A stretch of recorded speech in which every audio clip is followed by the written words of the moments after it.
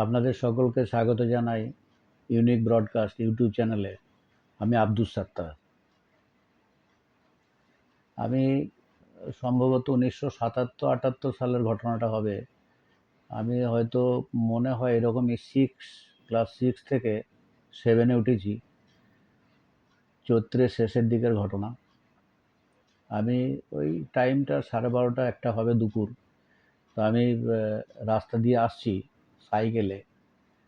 তো আমাদের গ্রামে ঢুকতে ওই রাস্তাটায় সাইকেল চালিয়ে আসছি। তো সামনে 150 কি 200 মিটার দূর থেকে একটা আম গাছ আছে। সেই আম গাছটার দিকে দেখতে পাচ্ছি ওইখান থেকে যে ছোট একটা বাচ্চা ছেলে ওই গাছের উপরে তিরিং বিরিং করে নাচানাচি করছে।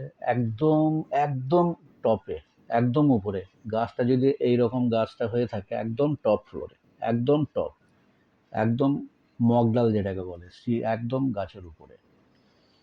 তো বাচ্চাটা যখন ওইখানে নাচানাচি করছে, আমার তো দেখে মাথা খারাপ। আমি বলছি, এই কাদের বাচ্চা, নাম নাম নাম, ওখান থেকে নাম, পড়ে যাবি, পড়ে গেলে তোর বাঁচবে এখান থেকে পড়লে। এইভাবে আমি ওকে চিৎকার চেঁচামেচি করে বলছি। তো এবার ওর নাচাটা বন্ধ হয়ে গেল। নাচাটা বন্ধের পরে ওইখান থেকে একটা ডিগবাজি, ডিগবাজি খাওয়ার মতো ওইখান থেকে ডিগবাজি মেরে একটা নিচের দিকে একটা লম্বা ডাল বেরিয়ে গেছে। সেই গাছটার ওই ডালটাতে তড়াক করে সে লাফ মেরে পড়লো, পড়ে একটা বাজ পাখি হয়ে উড়ে চলে গেল। আমি ব্যাপারটা কিছু বুঝলাম না, কীরকম হলো। বাচ্চাটা ওইখান থেকে লাফ মারলো, ডালে পড়লো, একটা বাজ পাখি হয়ে আমার সামনে দিয়ে উড়ে চলে গেল। এটা আমার খুব আশ্চর্যই লাগলো। কেমন কি হলো কিছু বুঝতে পারলাম না। বাড়ি গিয়ে মাকে বললাম ব্যাপারটা, যে মা এই ব্যাপার, আমি এইরকম একটা জিনিস দেখলাম, এইভাবে হলো, গাছ থেকে লাফ মারলো।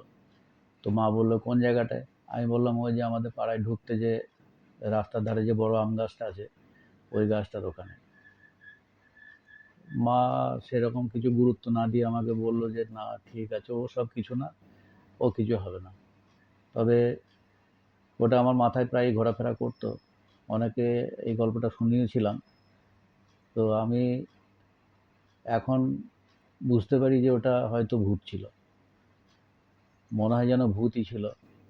তো ভূত তো আমি বিশ্বাস করি না, হয়তো জিন পরি কিছু হতে পারে, এরকমই আমি জানি, হয়তো জিন পরি হতে পারে। কিন্তু আপনারা বলুন যে ওটা কী ছিল ওই দিন। ওইটা আপনাদের উপরে ছেড়ে দিলাম, ওটা কী ছিল কমেন্টে অবশ্যই জানাবেন। আজ বাস এতটুকুই। আবার কোনো একটা নতুন টপিক নিয়ে, নতুন ভিডিও নিয়ে আপনাদের সামনে হাজির হব। আমার ভিডিওটা ভালো লাগলে লাইক, শেয়ার এবং সাবস্ক্রাইব অবশ্যই করবেন। কমেন্ট করতে ভুলবেন না। ততক্ষণের জন্যে আলবিদা।